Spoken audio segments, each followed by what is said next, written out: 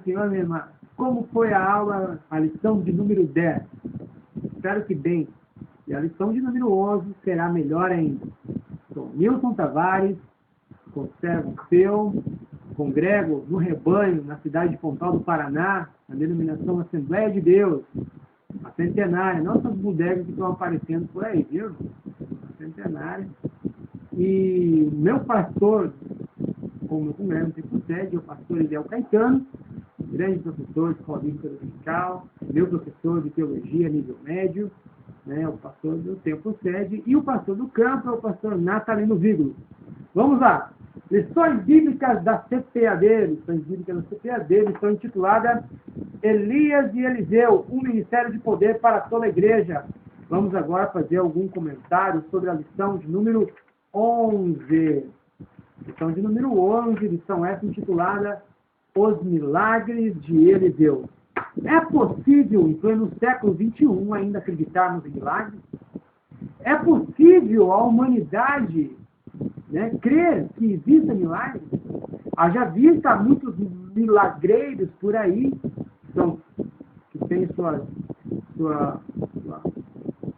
posição de enganar o povo de Deus e enganar os outros, né, por isso que a gente chama de milagreiros. Mas ainda há milagres reais. Irmãos, se vocês prestarem atenção, a palavra-chave da lição é milagre. Então, eu não quero tratar sobre a questão didática, que o irmão aqui traz a questão didática, né? Então ele traz a questão do milagre de forma, né, bem interessante. Ele fala a questão de como podemos entender os milagres e a forma mais pormenorizada na vida de Eliseu, né, o ministério dele, um ministério cheio de poder, com sinais e prodígios incríveis, no ministério de Eliseu. Porém, eu quero tratar não do ministério de Eliseu em si, mas sim do milagre na Bíblia. Primeiramente, vamos ver o que é que dizem sobre o milagre. O que os cientistas dizem, o que os filósofos disseram e dizem, né? O que as pessoas, a comunidade de nosso tempo e dos tempos anteriores já disseram sobre milagres. Quais são os ataques, né, frente ao cristianismo e às religiões que falam que há milagres em sua fé? Bem, vamos lá. Primeiramente, para nós entendermos, nós temos que partir do princípio. E o princípio é entender o que é um milagre.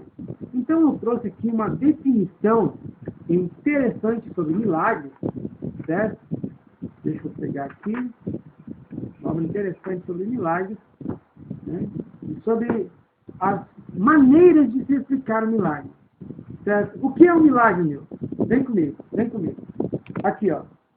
Milagre é uma palavra que vem do latim, depois nós vamos ver também que é do grego, e significa miros, ou mirare, que é admirar. Então, milagre é tudo que é admirado. Isso causa uma impressão muito grande. Admirar-se, né? Continuando. Miro é um adjetivo latino que quer dizer maravilhoso, admirável. Do grego, miraculum é uma maravilha, um prodígio ou um milagre. Na própria lição mesmo, temos essa definição interessante. Ó. Ele fala que, segundo a Bíblia, é uma suspensão temporária das leis da natureza. Vemos na história da igreja, na história do cristianismo, que a questão dos milagres está muito atrelado à mitologia. E há grandes proponentes de escolas teológicas, como o doutor alemão, teólogo, Rudolf Bultmann. Ele fez em seus escritos, ele propôs uma demitologização dos evangelhos. Ou seja, tira tudo que é sobrenatural. Porque na mente dele, ele acreditava, esse tal de Bultmann, ele acreditava que o que há de sobrenatural veio de origem pagã. Né? Então vamos falar, para nós entendermos o que é milagre, né? Vamos entender o que não é milagre. Não é milagre. Primeiro, A mitologia antiga, a mitologia pagã, como eles não tinham conhecimento que nós temos hoje, conhecimento científico de todo o processo, vamos supor, da natureza, a mecânica do universo, eles não entendiam isso. Então, eles atribuíam aos deuses, né, a deuses, e deixa eu pegar aqui, irmão, pegar aqui um material que eu preparei para você, certo? Sobre a mitologia grega, Então, eles atribuíam aos deuses, a vários deuses, o que acontecia em nosso mundo natural. Exemplo, vamos lá, vamos pegar aqui um deus pagão aqui, né, para a gente, mito e religião. Aqui, ó. É preciso haver um esclarecimento acerca da diferença entre mito e religião. Hoje, todas as mitologias de todos os povos são entendidas como um conjunto de crenças enraizadas em relatos modernamente tidos como fictícios e imaginados pelos profetas.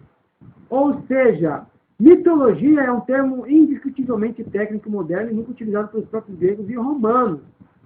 Então, irmão, eu tenho um livro, eu até esqueci de trazer aqui, mas eu tenho um livro chamado A Odisseia, de Homero. E os escritos de Homero é um grego, um filósofo, um escritor, um poeta grego antigo, e os escritos dele é como se fosse a Bíblia para nós. Para você ter ideia da importância de Homero, dos escritos de Homero, na cultura grega antiga, é a mesma coisa que você falar que o Alcorão não é sagrado para um muçulmano. O que vai acontecer com você? Se você disser isso? Vai acontecer o que aconteceu com o jornal lá que publicou uma charge de Maomé, né? E eles botaram fogo, queimaram, fizeram um estardalhaço imenso. Então era impossível para um grego ofender os escritos e os ensinos de Homero. Assim também, este Homero, ele trouxe à tona, ele criou, né? Não sabemos se foi ele que criou, ou já estava no pensamento coletivo, sobre os deuses da mitologia grega.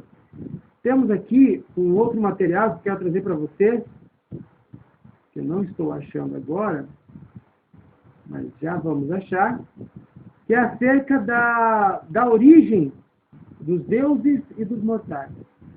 Temos um deus chamado Hércules. E esse deus é um ser mitológico muito forte, né? Então, foi delegado a ele 7 trabalhos para ele fazer, né? Então, nós vemos... Isso é um mito. Temos na Bíblia também um homem muito forte. Qual é o nome dele?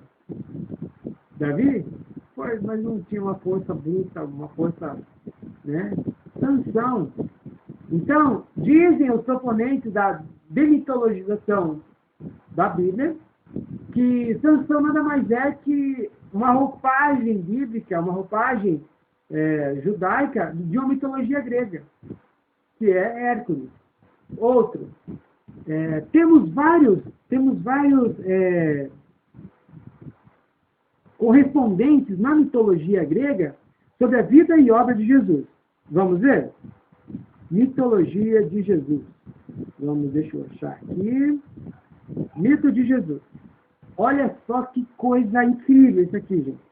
Temos vários deuses no panteão grego. Que é interessante. Escute essa. Temos um deus chamado Horus, de 3.000 anos atrás. É um deus egípcio do céu, do sol e da lua. Nasceu de Ísis de forma miraculosa sem envolvimento sexual. Ressuscitou um homem. Um de seus títulos é Caraste. Lutou durante 40 dias no deserto contra as tentações de Sete, que é a correspondente de Satanás. Né? Foi batizado em água. Era representado por uma cruz. Detalhe, essa divindade é de 3.000 anos atrás. Ou seja, 1000 antes de Cristo. E também tinha uma trindade, que era representada por Atom, o Pai, Horus, o Filho, e Ra, comparado ao Espírito Santo. Temos outro deus também, um deus persa, chamado Mitra. Olha que desgraça.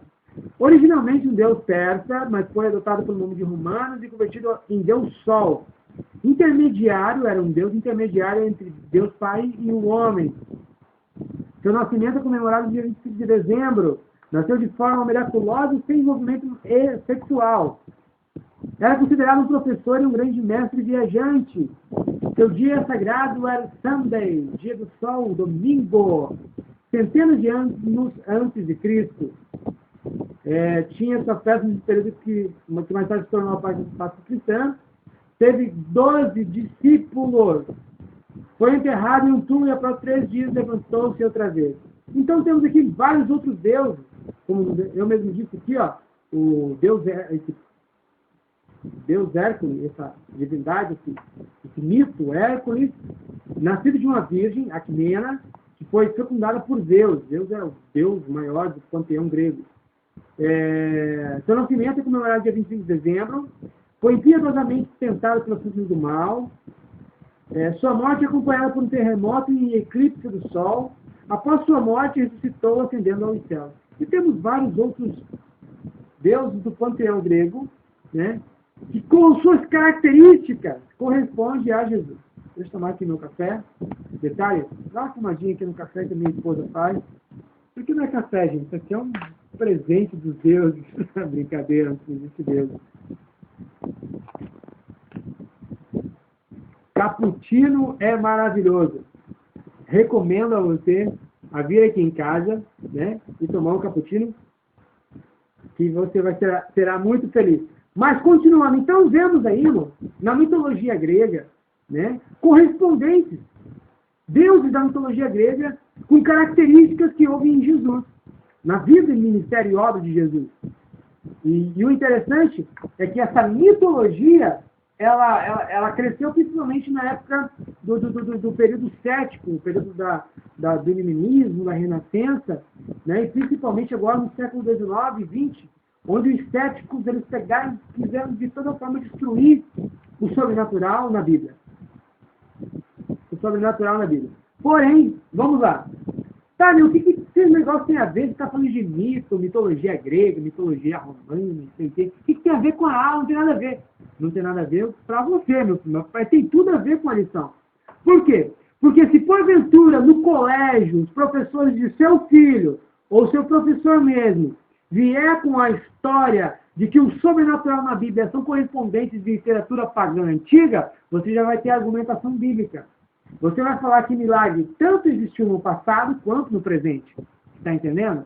Então vamos lá. O que é milagre? Milagre é uma suspensão das leis naturais. Se bem que alguns teólogos escreveram que é impossível que Deus fizesse uma lei e ele quebrasse essa lei. Certo? Deus não podia fazer isso. Então eu deixo de perguntar para os irmãos que até hoje tem filósofo, teólogo de escolas mais liberais que tiraram todo o sobrenatural também da Bíblia, né? Tiraram todo o misticismo que há, não mitológico, mas o misticismo verdadeiro, algo que é sobrenatural, algo que é inexplicável, tiraram e querem explicar tudo à base da razão, da lógica humana. Primeiro, a palavra de Deus ela se entende pela fé. E a fé vem pelo ouvir a palavra. Mas o ouvir a palavra, meu irmão, não é aquela questão de você ouvir, tá, beleza, não. É você colocar um crédito nessa pregação. Tanto é que a palavra de Deus fala, quem deu crédito à nossa pregação?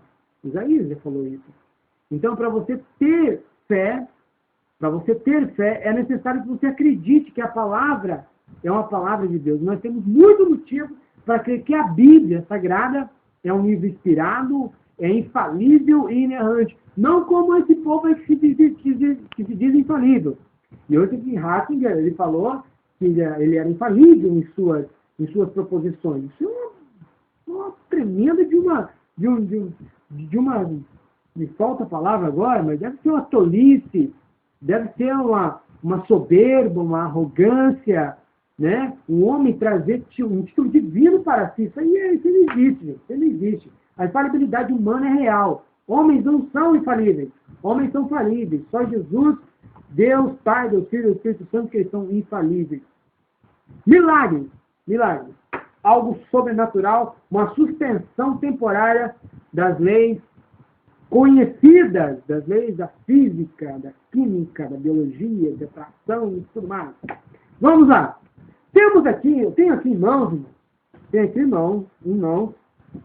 Consegui aqui um negocinho interessante, eu tenho que me adequar com esse bichinho chamado tablet. É uma coisa... É a tecnologia a serviço daqueles que têm uma cabeça meio ligeira, assim. Vamos lá. Milagres. Os milagres, eles sempre ocorreram em todas as épocas.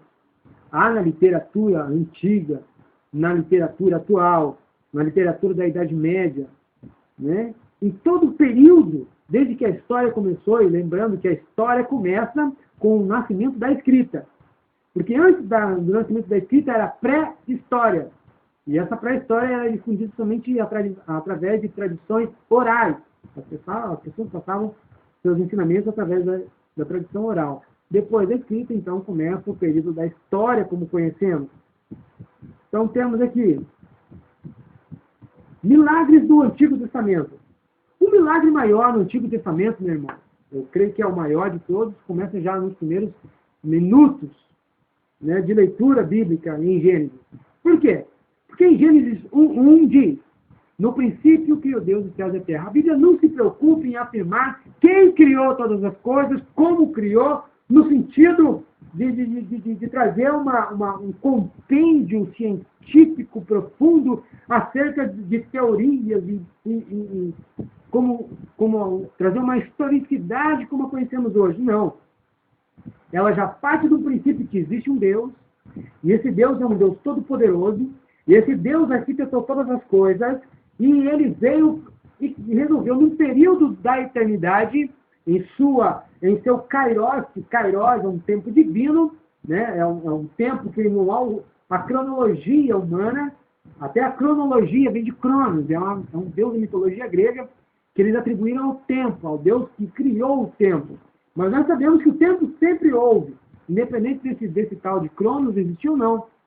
Quando Deus resolveu criar o universo, ele resolveu fazer um período não eterno, um período limitado de tempo. Então, todos os seres humanos foram criados para serem eternos, porém, eles pecaram. Então, o pecado ele interrompeu a eternidade humana. Ele interrompeu o processo eterno. Quando Deus criou o universo, ele não criou o universo para ser finito. Ele criou o universo para ser infinito. Com a entrada do pecado, se tornou finito. Ok? Então, vemos aí o primeiro milagre do Antigo Testamento, é a criação. A criação. Em uma das aulas de biologia, a biologia, meu irmão, você que está estudando em faculdade, você está estudando ainda no ensino médio, principalmente, e alunos do ensino fundamental, nós sofremos uma violência, uma imposição muito grande dos livros didáticos e aqui acerca da teoria da evolução. Não há no Brasil o ensinamento do criacionismo. Não há. Nos Estados Unidos, na década de 80, 90, houve um maior quebra-pau nos colégios e os pais cristãos e a sociedade cristã organizada conseguiu o direito de serem também colocados em seus livros didáticos a teoria da criação, o criacionismo, que é onde fala que é uma teoria também, não tem como se provar cientificamente do jeito que eles querem hoje. Então a teoria da criação ela foi inserida juntamente com a teoria da evolução. Por quê? Porque se porventura o teu filho, ou você só viu a evolução, você num tempo indeterminado não existia nada, aí do nada apareceu tudo, não, está errado. Fala que nós vemos um macaco, que não só... Que isso, gente? Isso é uma aberração. Então, a palavra de Deus ela é clara. A palavra de Deus é clara. E os nossos alunos no colégio sofrem uma pressão muito grande. Então, por isso que eu aconselho você a se inteirar mais desse assunto. Né? O dia que Deus der a oportunidade para a gente fazer um vídeo especialmente sobre criação versus evolução a nível acadêmico, a nível de ensino fundamental e médio, que será um material para você pesquisa, de orientação a você e a seu filho, aos seus alunos, né? Pois bem, vamos lá. O primeiro milagre, a criação. Outros milagres do Antigo Testamento. Deus intervindo na raça humana, no idioma da raça humana, né? Misturando, criando várias línguas. Outra, a questão do dilúvio. Outra, a questão de Moisés, a intervenção de Moisés no povo hebreu que estava no Egito. Então temos vários milagres impressionantes. Temos um milagre na Bíblia, meu irmão. Se você parar para pensar, temos um anjo que numa só varrida, ele matou 185 mil pessoas. É um milagre espantoso, né? Como diz o irmão em seu livro, é um milagre de julgamento, né? Milagre de julgamento. Então quero trazer para vocês aqui, irmão, o irmão José Gonçalves, pastor, né? Pastor José Gonçalves. E ele traz aqui os milagres de provisão, certo? Temos aqui também os milagres de provisão na revista. Temos, na revista também, né, está em suas mãos, os milagres de restituição, de restauração e de julgamento. Então, esse anjo, ele entra nessa questão de julgamento. Né? Deus sentenciou e Deus liberou esse anjo da morte, que foi lá e matou mesmo. Arrancou o espírito de vida de todos eles. Não que o anjo, irmão, viesse e passasse a navalha em todos, não está aí. Fala que ele matou. Como matou, não fala. Mas eu acredito que Deus tirou o espírito de vida dele, através desse anjo. Então, temos milagres impressionantes.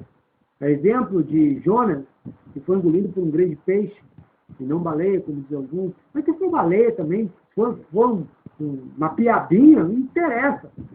Interessa que um peixe grande, de proporções grandiosas, foi lá e nesse profeta de Deus, profeta Fujão, e ali foi feito um grande milagre. Temos vários outros grandes milagres no Antigo Testamento. No Novo Testamento, meu Deus do céu, só o fato do nascimento de Jesus, nascimento virginal, já é um grande milagre. Temos vários outros grandes milagres também no Novo Testamento. Então, assim, meu irmão, quem não acredita em milagre é porque, primeiro, para você crer em milagre, você tem que ter uma crença que há um Deus. E esse Deus é um Deus todo-poderoso. A sociedade imoral de hoje, uma sociedade idólatra, uma sociedade hedonista, egocêntrica, ela faz todas as coisas, ela cria, a mídia impõe as suas posições, né? E tudo tirando do divino. Tudo, Deus, o homem hoje não precisa de Deus para nada, segundo o ensinamento dessa sociedade da pós-modernidade. A humanidade não precisa de milagres.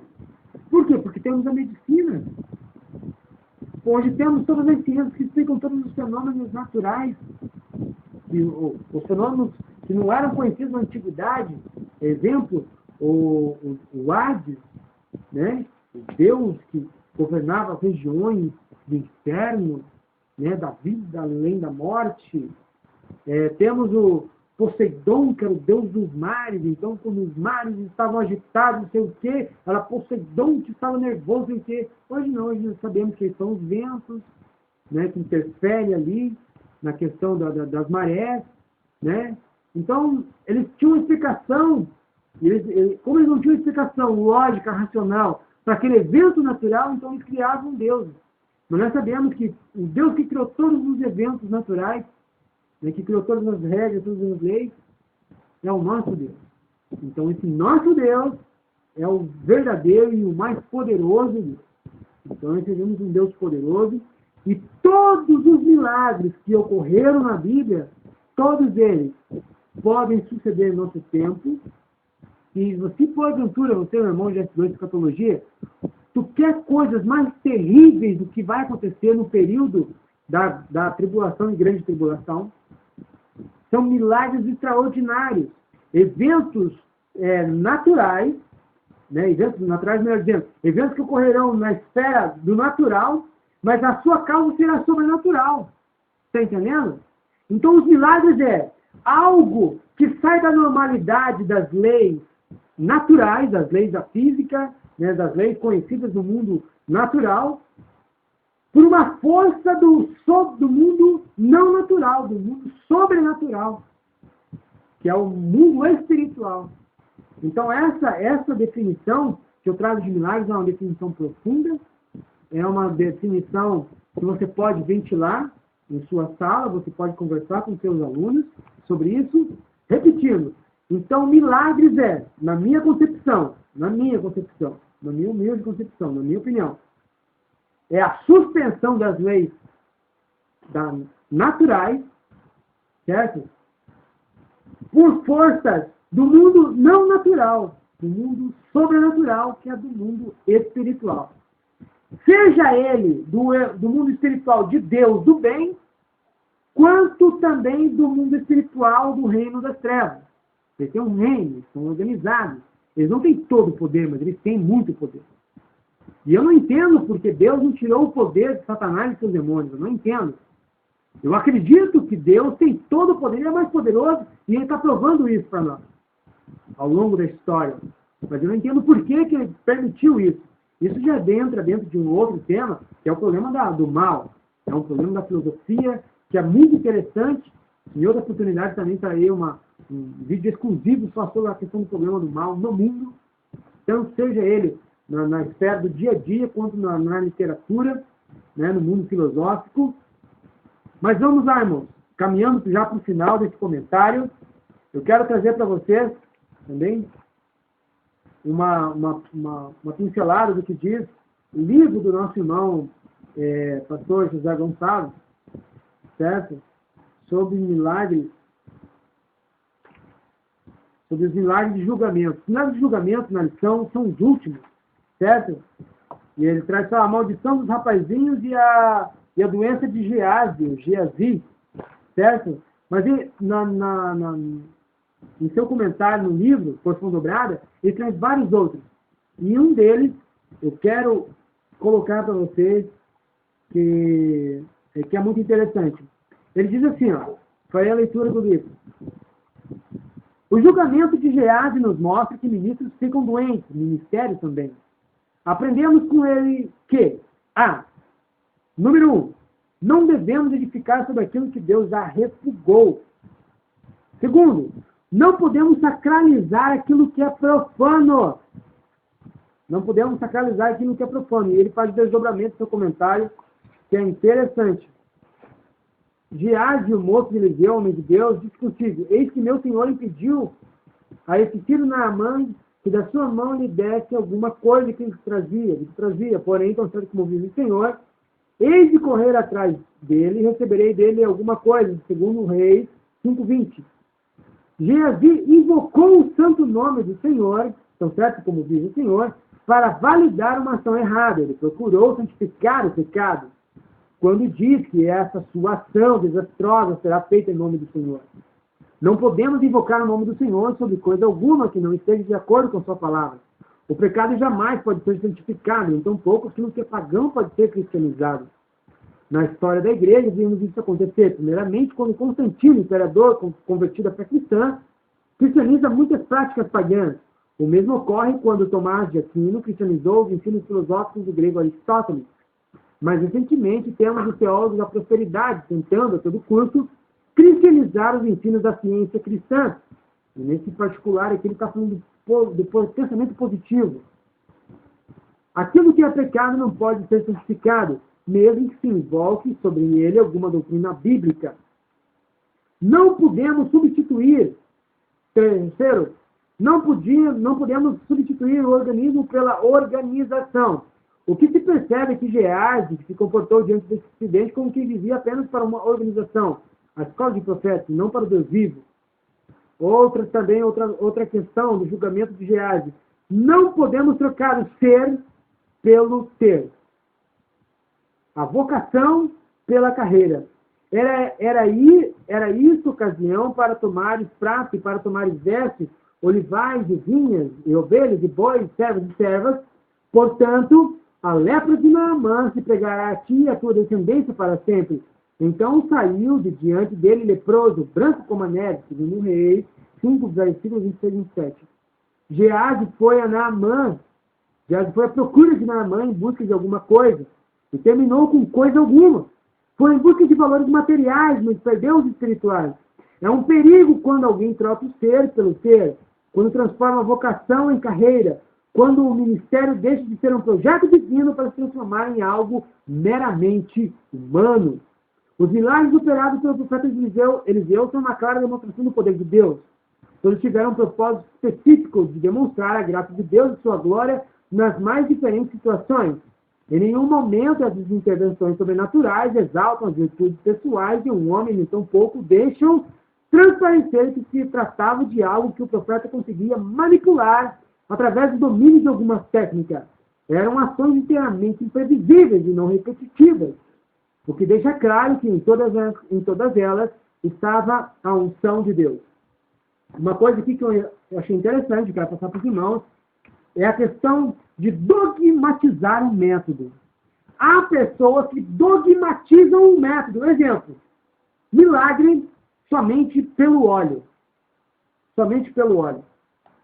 Tenho aqui em mãos um artigo do pastor Ciro Sanches de Borges, pastor esse que eu gosto muito de ver seus ensinamentos, de ler as suas opiniões em seu blog, né, o blog chamado Blog do Ciro, né?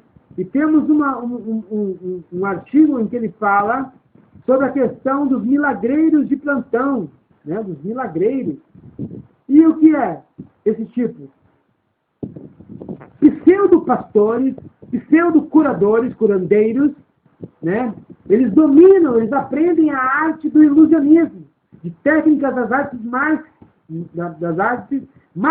não das artes marciais, das artes mágicas.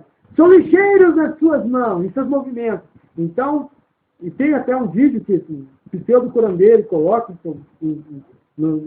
na rede, em que ele pega uma mulher, deita uma mulher, manda seus discípulos, seus ascéticos passarem bastante óleo nela, e ele fala que Deus revelou que ele está com um cisto no ovário. Então, Deus mandou ele tirar esse cisto. Então ele pega essa mulher, deita essa mulher, enche de óleo a barriga dela e fica passando a mão rapidamente. E porque ele vai passando a mão assim, na barriga dela, porque tira um negócio preto em sua mão. E aí ele fala, está aqui o cisto! O milagre Deus operou! E eu sou de muito glória a Deus e aleluia. Aquele filho de cão Pombagira fala que aquele milagre acabaram de acontecer. E detalhe, todos os milagres de cura desse cidadão é com óleo, passando bastante óleo, lava a pessoa com óleo. Não, irmão. Deus é um Deus de coisas novas. Percebam, irmãos, professores, queridos irmãos, queridas irmãs, que quando os milagres que Jesus operou, eles não têm uma forma. Eles são disformes, eles não têm uma forma única. O método que Jesus usa para curar um cego é o que você quer? Eu quero ver. Então veja. O outro cego, o que você quer? Eu quero ver. Então, ele cuspiu no chão, fez lodo, passou em seus olhos e agora, vai lá e lava-se. O cara foi, se lavou, voltou. Vejo pessoas como árvores. Não, está vendo errado. Pessoas não são árvores. Vai lá e se banha de novo, lava de novo. Agora eu vejo perfeitamente. Certo? Outros, expulsão de demônios. Então, vários tipos de cura, vários tipos de ressurreições que Jesus fez, né? Ressuscitou pessoas e nos deu esse poder também de ressuscitar pessoas. Teve um irmão que falou, é impossível, nós não podemos ressuscitar pessoas. Eu falei, então rasgue o capítulo 10 da sua Bíblia, de Mateus, e o versículo 8, rasgue ele, queima, picote ele, porque está lá escrito lá, Jesus delegando a nós, os seus discípulos, e de ressuscitar os mortos. Ressuscitar os mortos, purificar os leprosos. Mateus capítulo 10, versículo 8. Então nós não vemos uma metodologia igualitária, uma metodologia uniforme. Então Deus é um Deus que opera de várias maneiras, mas opera. O milagre, meu irmão, não está apenas na igreja A, B, C ou D. O milagre está em Deus e o milagre também está na obra das trevas, no reino das trevas. Vejamos que tipo de influência, se é benigna ou maligna que está influenciando aquele milagre. Certo? Que tem o pessoal racional que não acredita. Mas tem os religiosos, a maioria da população brasileira, ela é uma população religiosa. O Estado é laico, mas as pessoas da nação, os brasileiros, eles são religiosos em sua maioria. E a sua maioria é cristã. Porém, não todas elas como a Bíblia Sagrada manda, nos prescreve. Está entendendo? Então temos que ver. Isso fica claro quando Jesus fala o seguinte: Senhor, mas Senhor, em sua tese, Senhor, mas em teu nome nós fizemos muitas maravilhas. E o que Deus vai falar? Apartai-vos de mim que não vos conheço. Mas eles fizeram milagres. E de onde vem essa procedência? De Deus que não foi. Então temos milagres vindo de Deus, da parte de Deus, milagres do reino das trevas. E no meu primeiro comentário, deve ser na lição 3, se não me falha a memória, eu falei acerca dos poderes de Satanás no mundo de hoje. E eu citei o caso de Jó. Quando veio o fogo do céu para queimar as ovelhas de Jó, meu irmão, não foi Deus, irmão. Foi Satanás que mandou fogo nas ovelhas de Jó. Certo? Que matou lá os pastores que estavam cuidando. Foi Satanás, e de Satanás de poder sobrenatural. Vemos também no Egito, Satanás também operando alguns milagres. Certo? E também temos a ilusão, o ilusionismo humano. Então temos 3 formas de ver esses efeitos sobrenaturais. Milagres de procedência de Deus, do nosso Deus, o Deus de Israel. Milagres da parte de Satanás e ilusionismo humano. Então essa é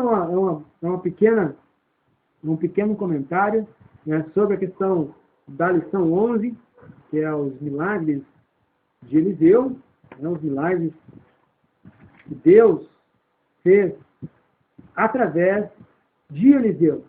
Não, você está errando, é os milagres que Eliseu fez. Meu irmão, Eliseu não fez milagre algum. Nossa, então você vai admitir tudo que você falou até agora. Não. Eliseu foi um grande homem e operou muitos milagres, mas não de seu próprio poder. Tanto é que no Novo Testamento nós lemos, no livro de Atos, quando Pedro e João estavam passando pela porta do templo, e havia ali um paralítico, e ele falou o seguinte: me dá uma grana que eu estou com fome e tudo mais. Aí Pedrão olhou e falou assim: olha, não temos prata nem ouro, mas o que tenho, singular, o que tenho, isso eu te dou. Em nome de Jesus, levanta e anda. E esticando a sua mão, levantou o homem. E aí o pessoal ficou: meu Deus, como são poderosos. Ele falou assim: o poder é de Deus. Deus que nos deu o poder. Então, os milagres de Eliseu são os milagres que Deus capacitou Eliseu para isso. Então, meu irmão, que você seja também um canal de Deus para fazer muitos milagres em nossa geração. E com essa oração estarei encerrando nessa nossa participação.